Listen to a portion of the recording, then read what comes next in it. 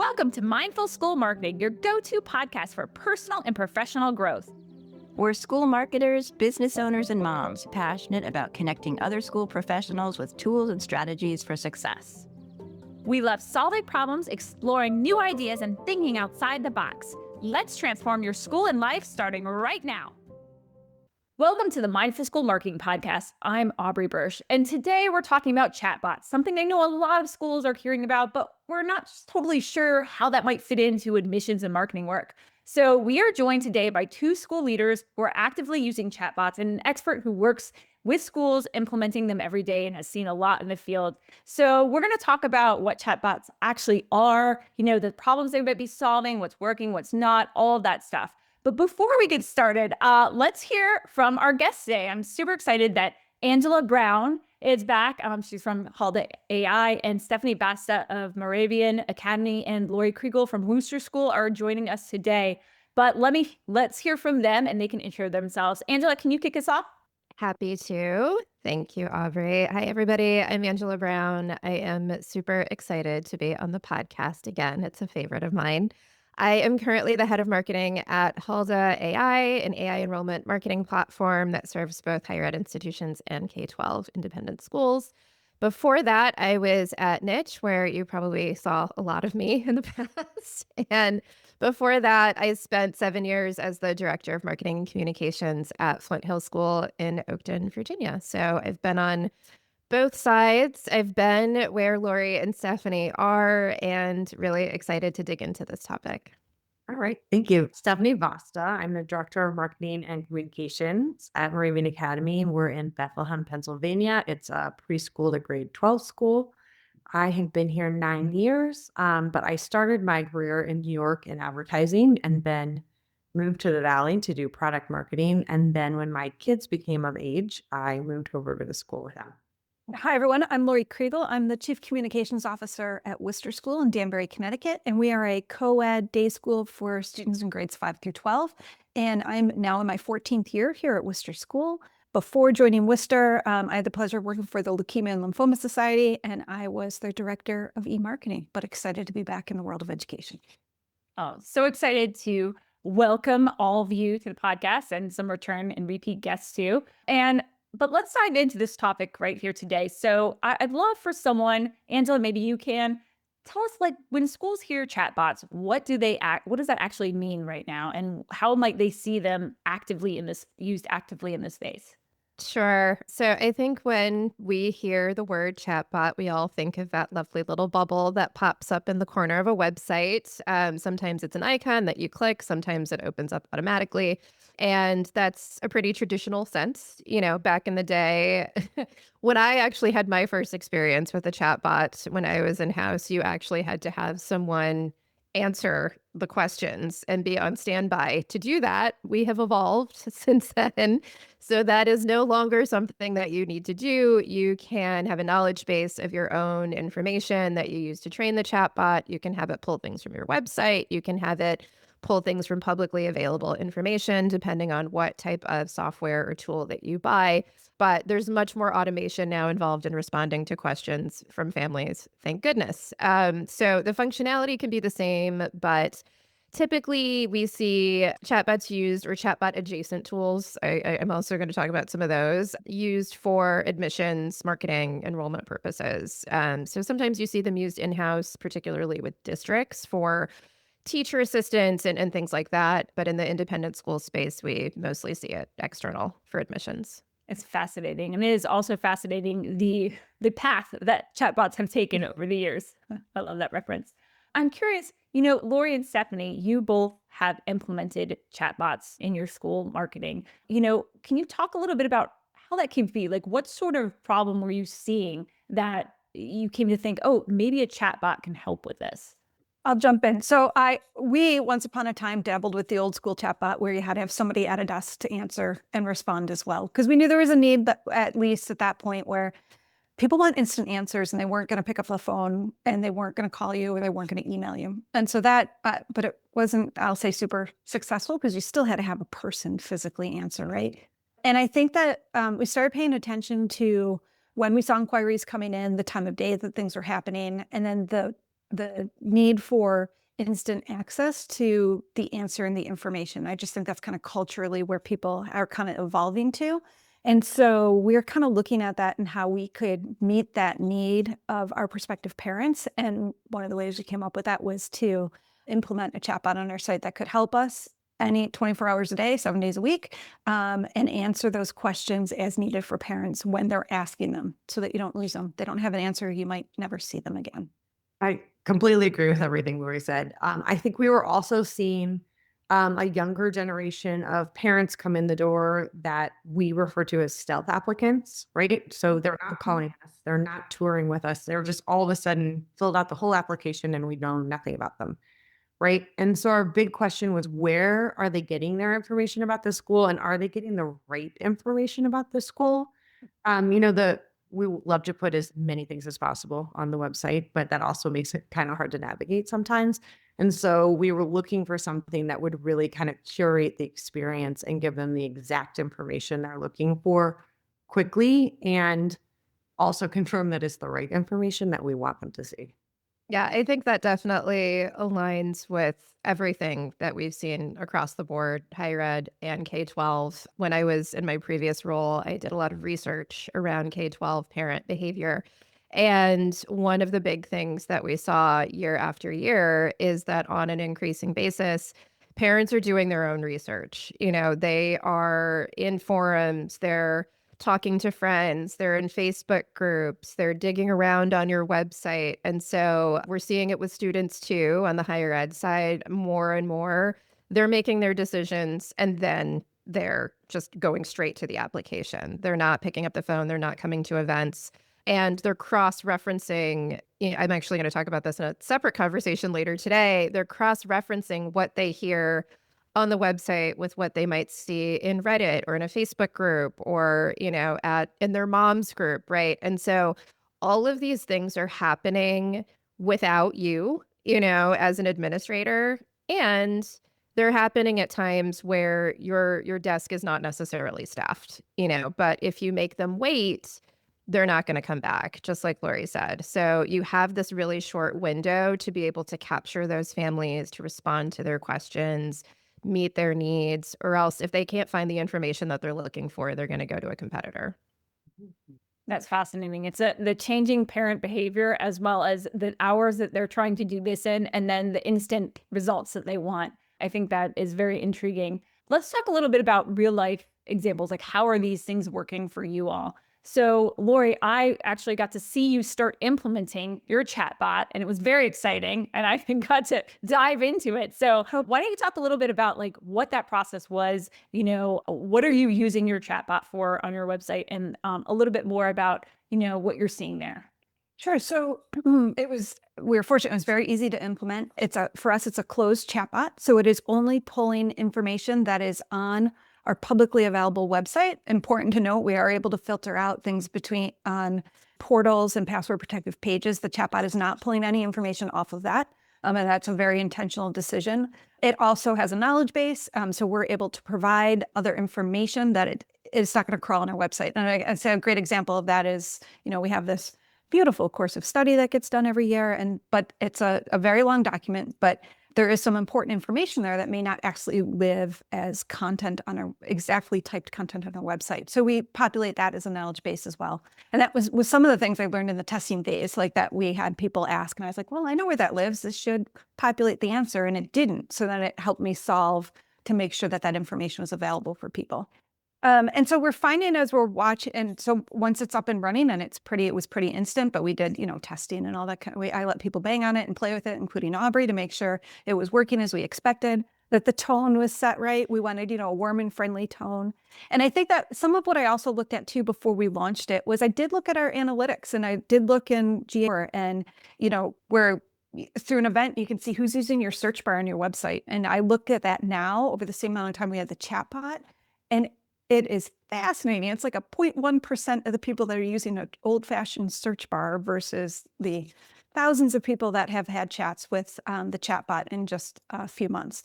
And so looking then at the chat and the logs and the categories of questions that are coming in, it's been what's been most fascinating to me is that As a marketer, I look at our website as mostly for our prospective families. This is where we're driving them to. But I really think that we have a good balance between prospective and current parents using it. They're coming to the chatbot, they're just coming to the site and they're saying, what time is the basketball game tonight? Versus going to the athletics page to look at the calendar to find the game time, right? And you just think, well, it's there, but they just want it fast and easy. So that has been fascinating to kind of see that unfold. But still, and then the other side is that with our teacher team, I've been telling them people are coming and are asking about employment and careers and teachers. And there's a very big category of people visiting our site for that. Now, granted, it could be we're in that season, that hiring season, and that could be part of it. And I'm sure that will change over time. But the fact that people are using it for that is just very good information to have. And so it made me say, well, maybe I want to really pay closer attention to our employment page and tell the story of our teachers on our campus, right? So I'd say, and then your traditional stuff, all the admissions things, what's your tuition? And yes, we have a great value proposition and more. It's not just a table with numbers, but I do watch it to make sure that the bot does answer it in a way and share that value prop in addition to just the table of data and figures, because I don't want to lose that family just because they see a price tag. So I'll kind of stop there and just but those are some of the high level things, just kind of looking at it that we've implemented and that we've learned so far. It's fascinating. I think that's so fascinating that you're now using, like, there were surprises. And now you're taking that information and saying, how can I use this in my marketing now? I mean, faculty and staff page, you're like, okay, well, let's see what that looks like. What do we need to have on there? What questions are they asking? And Lori, remind me when you launched this. How long ago was that? We launched it in early January, so just after the new year. Okay, so think when you have a full year of this, you'll be able to see, what questions came in during which seasons. And I can think that can be so helpful for so many parts of your marketing. So that's fascinating because I would not have expected your current family. That's a fun fact about the current family. Right. I laughed when she said that because I had the exact same experience 7 years ago. The exact same experience. We got our HubSpot chatbot on, and I would say it was probably 60-40 split between parents that were asking about what time is the football game and when is the next uniform exchange, and parents that were asking about more, admissions related questions. So definitely something to be prepared for. Everybody wants fast answers, not just prospective families. Yep. No one wants to dig through. No one wants to dig for that. No. I don't want to, as a busy parent, I don't want to dig through that information. I'm like, great, when can my school get a chatbot? I want it. Well, I laugh at all the time and effort we spend into crafting these beautiful pages and make sure all the information is there. And then you're like, well, I guess it's not really, it's there and it's important to have, but then it's making sure then where everybody's going and how it's being presented, that is truly the correct and up-to-date and relevant content for those families at that time. I think that's a good point too, Lori, because in general, we are moving to this place where the beautiful, expensive website is not where everything is happening. It's really just a source of content for all of the places that people are actually interacting with us. So I think it's going to be really interesting to see what our websites even look like in the future, because we have to be ready for a world where zero-click search is happening and they're not even coming to your website. So you have to make sure that AI search is surfacing the information that families are looking for. So the chatbot assumes that they're making it to the website in the first place, but there are all of these things that we're starting to see where we invest so much in these beautiful websites that win awards and, are really impressive to the board and to our heads. But at the end of the day, parents are skipping right past all that and they're going to the chatbot or they're asking Google or ChatGPT to help them with their research. So it's a really interesting time. I think that's why we were so excited. We just implemented the Halda text piece of this, right? And so that idea of all of our current parents, we sort of laughed that if we could individually text all of them the exact information that they wanted, they would love it and they would never read another email again and be thrilled. And so we've sort of talked about, right, should we just share our text link with them so they can just text all their questions that they have? Because currently that's happening in group chats, right? Each class has a group chat and it's almost like there's an ambassador who knows what's going on and reads everything. But if we could get them to start using this text, perhaps that they would be happier with the information at their fingertips right away. That's fascinating. I'm definitely thinking this is a changing time, right? A changing time for how we're using technology, the value of like what the purpose of websites, right? And then how parents are using it because they want that connection, that they want that information quickly and without having to search, and looking at the unique ways to potentially use that, like you were just talking about, Stephanie. I'm curious, Stephanie, can you talk about like what was the process for you kind of going through, implementing the chatbot, and like, are there any things that you noticed as you were doing that? Right. So we partnered with Halda a little over a year ago. And Angela, you would know when the chat feature, maybe 6 months ago, 8 months ago. Yes. Yeah, that's Right. about right. And Yeah. so I think what was so interesting about starting the chat is it actually showed us where holes were in our website of where content was missing that people were searching for, right? And so we kind of, from that point of view, started using it to build out the site content, but then really dug into the knowledge space to say, the more content that we put on this website, the harder it is to find anything. So maybe we want it on the back end more so the chatbot can just grab it without adding, having a website that has 100 pages on it. But I thought it was very easy to upload, right? We worked with our admissions team and we kind of went through what is all the information that you would give to any parent, right? Preschool all the way to grade 12. Is there information that our current parents want, like the handbook, stuff that you wouldn't be able to find on the site necessarily, but would really help? Crazy things like we get questions, how long is the school day, right? We're open from 8 until 3. I don't know that I necessarily would list that on the website anywhere that they would find easily, but the chatbot knows. And so they can get that answer quickly. That's fascinating about the parent handbook, by the way. The parent handbook, which no one likes to read. I mean, I was just thinking chatbot for both faculty and staff trying to read their staff handbook, by the way, and chatbot for parents. Like what is degree does it have to be outside for it not to have outdoor recess? I mean, how many questions and calls or, wonderings do parents have about that when they're probably not looking at the handbook? So No. that would be awesome. And I'll just chime in too. What we've learned is that, and it's not just parents using this, that students are using this too. So we found that along the way, where as I was going through like chat logs and actually really early on, like watching every little thing as it was coming in. And I would be remiss. So I'm a Final Site school, so we're using Ask AI with Final Site, and it was funny to see at times. I was like, oh, I know that ninth grader who just asked that question. Like, and it's just one of those, you're kind of looking like that was kind of a silly question and kind of funny. But other things that did come out of it is like, oh no, but maybe they are really wondering about a question about dress guidelines, and that, I know where that lives and where that's presented and how to make that easier for them. And so, and I do think, from admission land, that the students have just as much a voice in the decision to come to a school these days as the parents. So making sure that there is tone and language and content that is answering questions from that student lens as well is important. That's fascinating. Do you know if you're seeing a high uptick in prospective students using this? And do we know the research on chatbot use by, preteens and teens? I'm just curious. I did not look that up before this. I was speculating based on looking at logs, like phrases and words and some silliness in it. I'll say like some current student silliness, I should say, but nothing egregious by any means. And I just think it's, the teenage brain testing a chatbot on a site because this looks like it's fun and I'm going to see what it's going to ask or what it will give me for an answer. But yet some of them I think are like genuine questions that are being asked by them. But it's truly, we don't know, right? Like that's the beauty of the chatbot. You don't know. You're not asking for that personal information or that any context about them.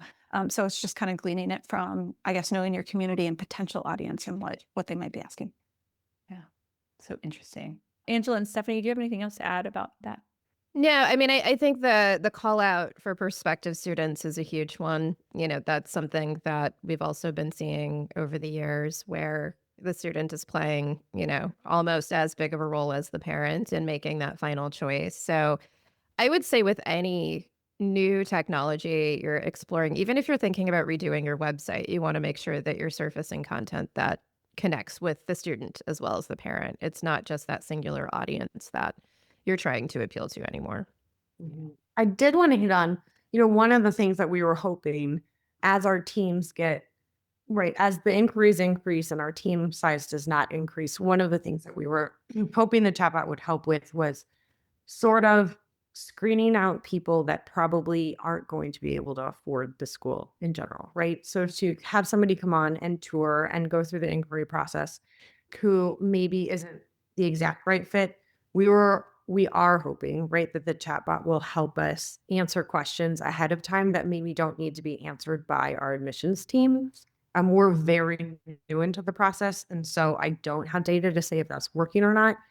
But I think language around it, right? You don't want to turn away anybody that you probably would want on campus, but at the same time, we sit in a very economically diverse area and we're the only independent school in town. And so that idea of what is affordable and what is not affordable was this really sticky topic for us that we talked a lot about. How do we want to phrase it, but how do we also want to help our team out a little bit to really make their workload efficient so that when somebody is in the door, they can curate the experience to the best of their abilities and have the time to do it.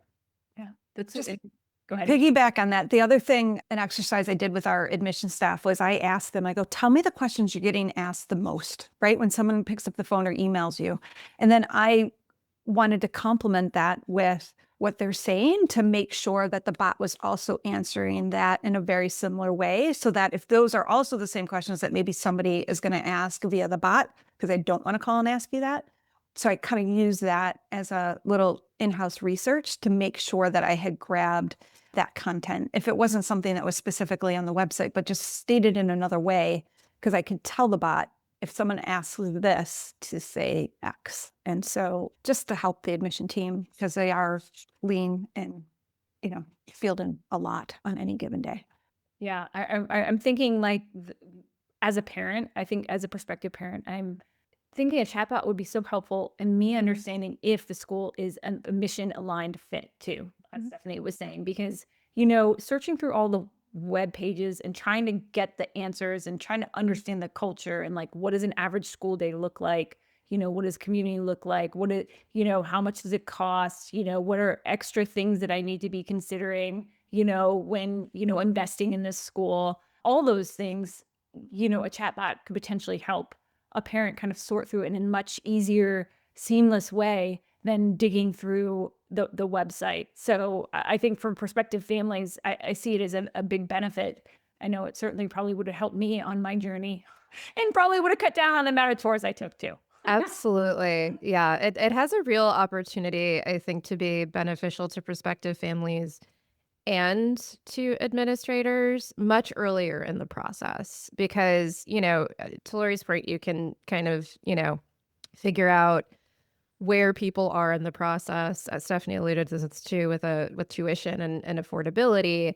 If you can front load those concerns instead of getting through a tour and a meeting with an admissions officer before you come to that conclusion, that's just better for everybody because then you can focus your search on the schools that you can afford, are a good fit, in terms of community and culture and program for your family. And then internally, you can spend your human time, with the families that really are the right fit and have a much better chance of actually yielding once acceptances go out.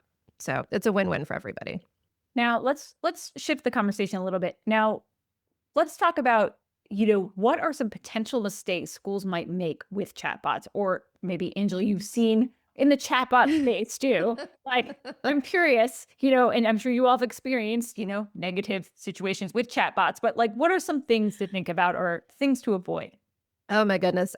So I think the biggest mistake, honestly, with chatbots, with AI, with any type of new technology is to go in without a plan. So don't listen to this episode and have your takeaway be, we need a chatbot. Have your takeaway be, we might need a chatbot, and let me actually think about what that means and how I'm going to use it.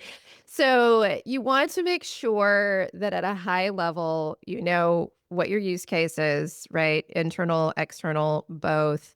We talked about the audience surprises, right? So you're going to want to be prepared for the fact that multiple constituents will be engaging with this chatbot. So what does that mean for your content? Whether you have it pull things automatically, you take the more custom knowledge-based approach, it's some combination of the two.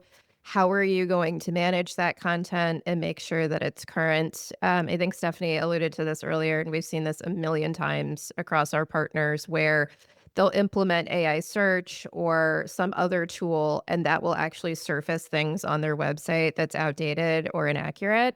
So be prepared for that too. That can happen even if you do a really nice audit ahead of time. Be prepared for the fact too that it's a learning process, right? Anything new is a learning process. So you could do all the research, you could lay all the foundation and still have some surprises. That's okay. I think we talked about testing already. That's something that's going to be really important to make sure that you are in a good position coming out of the gate. You might get a couple surprises, but you don't want them to be really massive ones. And you want to also make sure that there's some human connection, right? So it's not a 100% replacement for human interaction. It's definitely, from a prospective family standpoint, really useful very, very, very early in the funnel as people kind of figuring things out. It's more just kind of good relationship building with current families, but you want to have an idea of where the chatbot's going to end and the humans are going to begin. I think that's something that's important. What's that handoff look like? Is there a threshold where you step in and say, oop, we need to get a person involved in this conversation?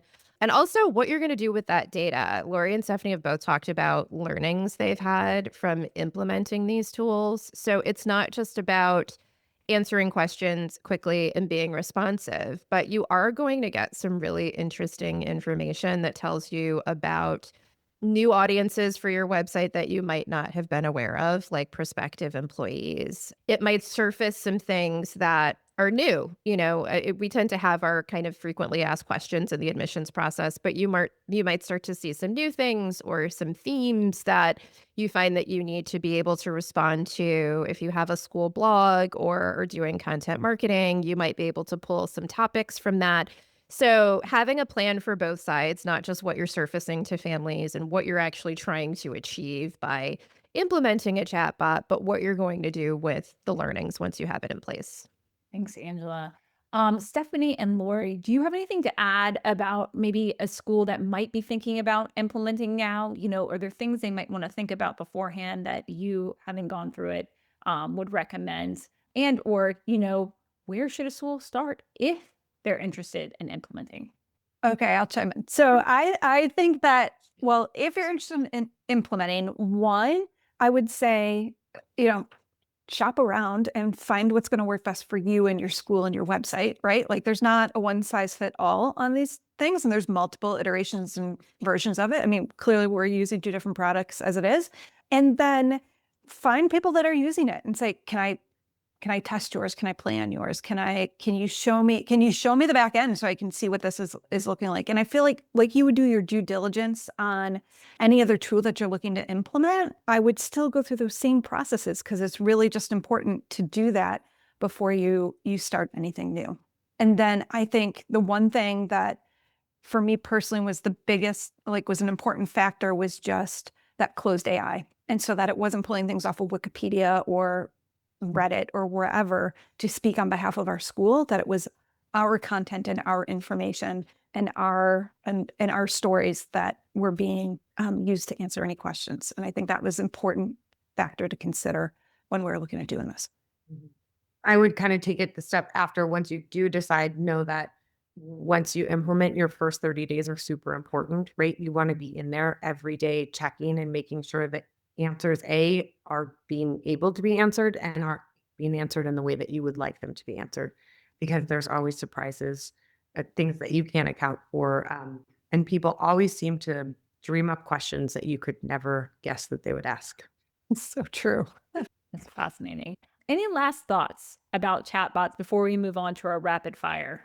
I would say, if I could piggyback, to try to think about the things that might be less obvious. So we've made a few references to your voice and your brand tone, and that's actually really important. I think that your chatbot has the ability to be a brand moment for your school. So think about not just what it responds with, but how it responds, and whether or not that aligns with your school's personality. One of the things that we've seen a lot of our higher ed partners do is give their always on recruiter or their chatbot a name after their mascot or something that feels very connected to who they are as their institution. So it's just another opportunity for them to show up a little bit differently. And then think about things like accessibility, multilingual support. If you are in a school that has a high international population, or you're in an area with a lot of non-English speaking families, that's something that you want to really be thoughtful about. And if it can answer complex questions. So sometimes it's not just what time does the school day start, but it's do you offer kindergarten and when is the next info session? So being able to separate those two things and move a family forward. So here's your answer. And by the way, here's the link to the next info session. Those types of things can be really useful in not just being responsive, but actually moving a family through the process. And I would say, Lori made this point earlier, see how user-friendly it is and how easy it is to implement, because it can be amazing, but if it's a pain to use, you're not going to use it. You're definitely not going to use it effectively. So those are some sort of parting thoughts that I would put out there for folks as they're thinking about doing this. Yeah, and I'll just you brought up the multilingual. I can't believe I forgot that too. That is like the best part. And so I had our Spanish teachers play on it in the testing mode, and then we do have a decent population of students here from China. And so I had our international student coordinator do it all in Mandarin. And I'm like, I don't know what it's going to say. So can you please tell me what it says? And they were blown away by the interactive and accuracy of it. And so that is a huge win in our world as far as recruitment, especially for students from China. So that was a big win. So thank you for mentioning that, Angela. I forgot about that. Sure. That's fascinating. I'm so glad that, so we have to put, if we were doing a checklist, it would be like, make sure that you have people who can enter it in a different language and understand the output and make sure that it's accurate, right? Accuracy. Yep. Wow. Awesome. Stephanie, anything to add? No, I think that we covered it all, but obviously it's just don't be afraid to fail, right? There is no failing, right? So just use it as a learning tool, and I truly believe that it can only make you a stronger marketer and make your school stronger, have a presence. So I wouldn't be afraid to jump in and try it.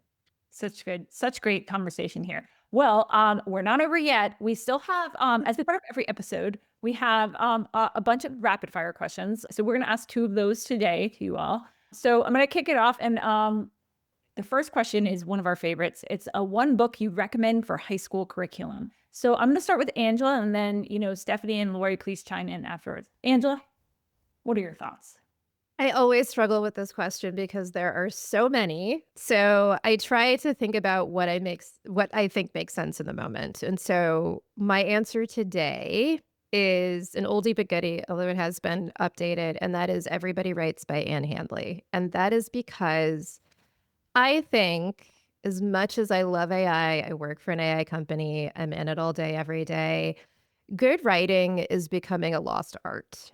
And the way that we're taught to write in school doesn't necessarily translate into the real world. And so I think a good book on good old-fashioned brass tacks, here's how to write for different use cases, is really important. It's something we all need, regardless of whether you end up in marketing or something else. Everybody needs to know how to write an email and use punctuation and create content that's engaging without leaning too hard on robots. So that's my take. Love that. Thanks, Angela. Stephanie? Yeah, I think that I would probably choose The Anxious Generation by John Tate. I have kids in middle school right now, right? And watching them tackle the world and get so much feedback so rapidly, and kind of try to figure out who they are by how other people interact with them. And as a parent, trying to help them be stronger in that. I just think it's so important for them to have the tools to be able to manage that and understand that they're not alone and that it is very different than how any other generation was raised. And I think it would just be really helpful for them to read that. Oh, that's great, Stephanie. I too have middle schoolers, so agreed. Same.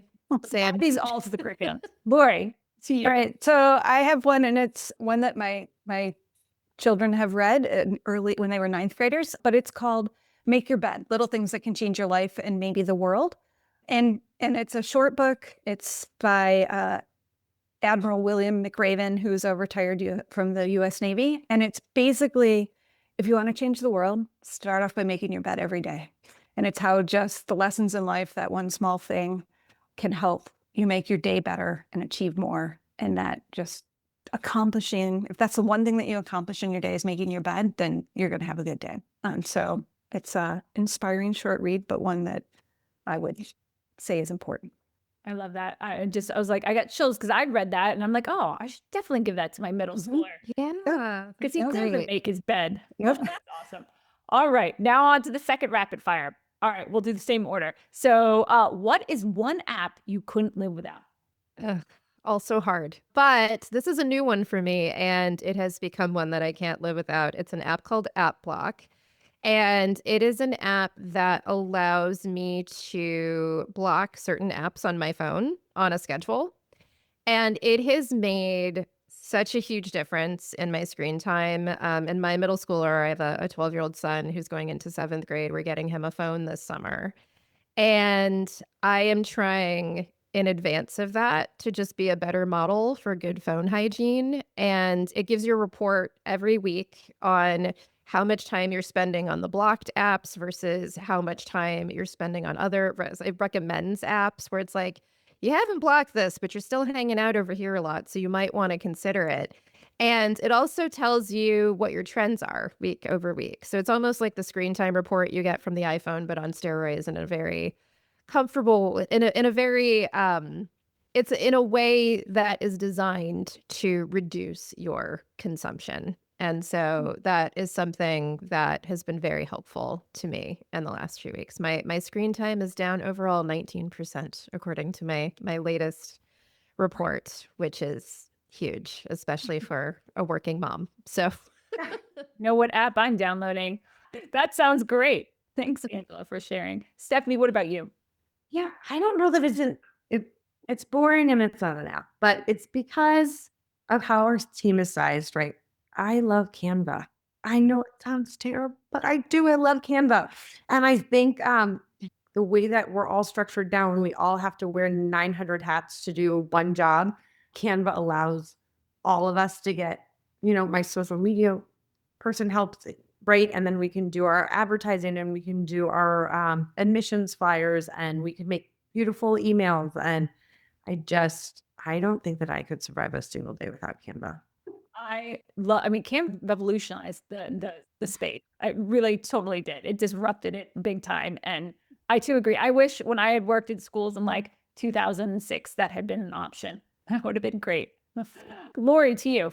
All right. Well, I'm going really old school on an app then, because I could not live a day without my Google apps, my Google Map app. So I don't leave the house without like punching in where I'm going to make sure I'm not going to get stuck in traffic. There's an accident on the road. There was whatever it might be. It doesn't matter, to work, from work, on the weekend, just to the grocery store. Like I am constant. And so I think I don't know how I used to do it when I had a map in a book to get from point A to point B back in the day, not to date myself too much, but that is my definitely go-to. I would be very upset if I didn't have that on my phone anymore.